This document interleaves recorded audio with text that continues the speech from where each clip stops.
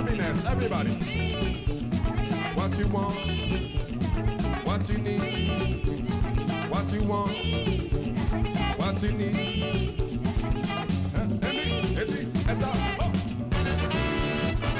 Oh, my cosa. Chingue, chingue, ba ba ba, chingue, a chingue, a chingue, magalaga, a chingue, oh. A chingue, chingue, ba ba ba, chingue.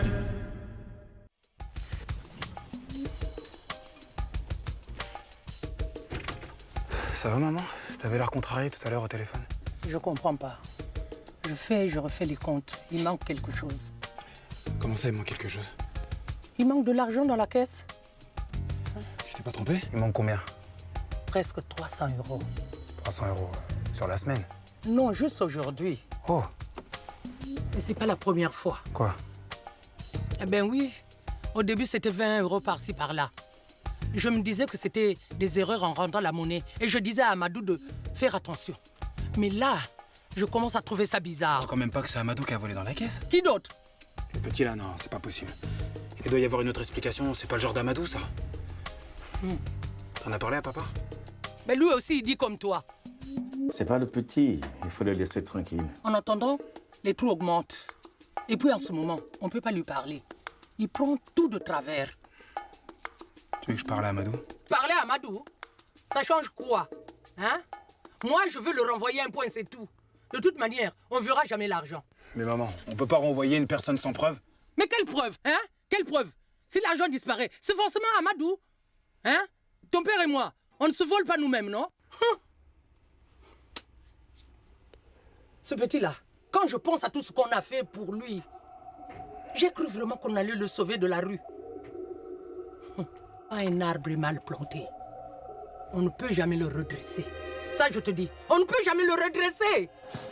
Amadou! Amadou! Amadou! C'est quoi l'histoire? Tu tapes dans la caisse de mes parents? Quoi? Tu prends de la thune dans la caisse de mes parents? Mais t'es fou ou quoi? Tes parents, c'est comme mes parents? Vas-y, on parle là. Il manque 300 €. C'est pas la première fois. Comment t'as pu leur faire ça? C'est pas moi, gars. Comment ça, c'est pas toi? C'est qui? C'est ma mère, peut-être? C'est pas moi, je te dis. C'est pas le petit. Il faut le laisser tranquille. Mais c'est qui alors? Ça va pas te plaire, gars. Ça va pas te plaire. Amadou n'a rien à voir dans ça.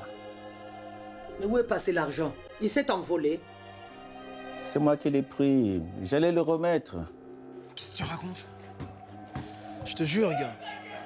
C'est pour ça que j'ai rien dit quand ta mère, elle m'a demandé pour la thune. J'ai bien vu qu'elle me regardait bizarre, mais qu'est-ce que tu voulais que je dise? Mais pourquoi tu m'as pas dit? Depuis ce matin, je cherche. J'ai pas pensé à te dire. Et tu étais à l'association. Et moi, je devais aller apporter l'argent. Hé! Bandeko. Yawa mambo. Désolé, gars. Désolé. Hassana, on peut se voir là? Je suis au cabinet là, il y a un truc? Il y a un problème avec mon père. Un gros problème. Vas-y, passe. Hassana, je sais pas comment faire. Tu te rends compte, putain, mon père joue l'argent du commerce? Lui qui est si carré. Tu sais, le jeu, c'est une addiction. Personne n'est vraiment à l'abri. Le truc, c'est que c'est un vrai piège. Ça fonctionne comme une drogue. Avec une sensation de manque. Plus tu joues, plus t'as envie de jouer. Ouais, mais ce qui est dingue dans tout ça, c'est que je me suis rendu compte de rien. Ben ouais, c'est normal. Les personnes qui jouent se cachent le plus souvent quand ils se rendent compte qu'ils ont un problème de jeu. Ils mentent. Ils sont prêts à raconter n'importe quoi pour masquer la vérité. Alors l'entourage met du temps à comprendre ce qui se passe.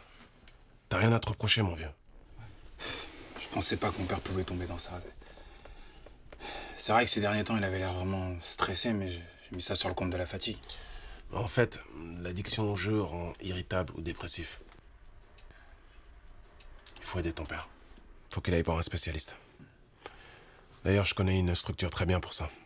Tu pourras les appeler de ma part. Okay. Je vais te dire un truc que j'ai pas raconté parce que j'étais pas fier. Mon frère aussi jouait. Bakary?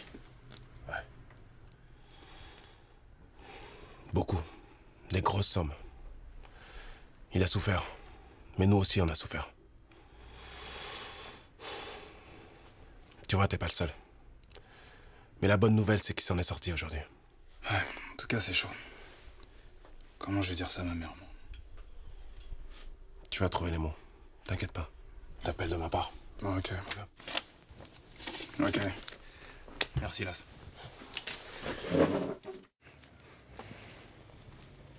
Papa,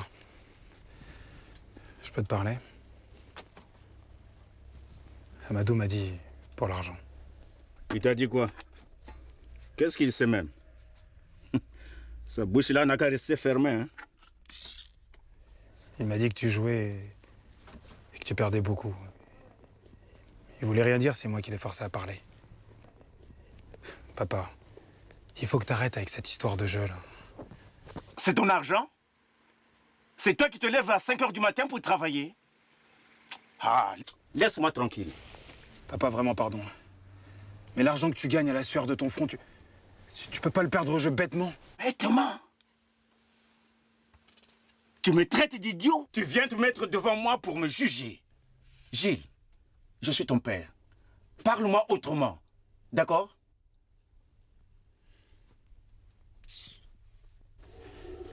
Je veux pas te juger, papa.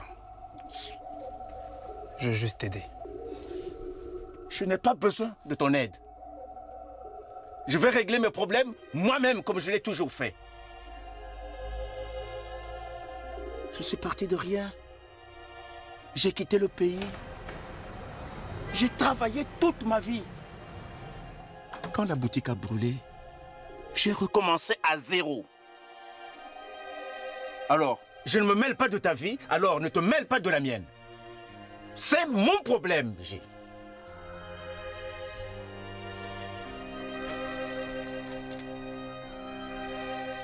C'est pas seulement ton problème. C'est aussi le mien, non? De quoi tu parles? Je parle de l'homme que j'ai épousé et que j'ai fait serment d'épauler toute ma vie. Je parle du père de mon fils. Je parle de celui qui avait juré de construire une maison pour mes parents et qui a tenu parole. Ça va aller, ça va aller. Ce n'est rien de grave. Je suis passée à la banque. Parce que ton histoire là, que tu prêtais de l'argent à ton cousin,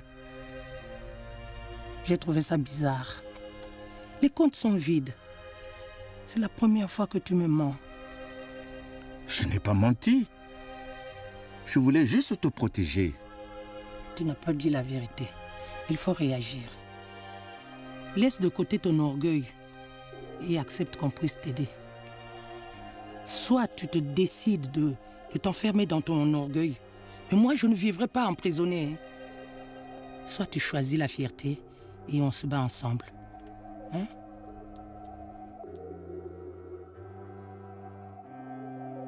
Au début, c'était des petites sommes. Je ne sais même pas comment ça a commencé. Après, j'y pensais tout le temps. Le jour, la nuit, il fallait que je joue. C'était comme une drogue. Et puis j'ai commencé à perdre pas mal d'argent. Je voulais me refaire.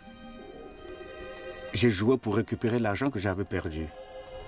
Comme je connais le foot, j'ai pensé que là, je pouvais gagner. Mais non, j'ai perdu encore plus. C'est pour ça que tu dormais plus et que tu étais toujours de mauvaise humeur. Mais pourquoi tu n'as pas parlé avant? J'allais te dire quoi? Que j'étais comme un drogué avec le jeu? Que notre argent est parti en fumée? Non, vraiment non. J'ai attiré des problèmes sur cette famille. Je vous demande pardon. Pardon. Tu l'as dit, papa. On est une famille. On va s'en sortir.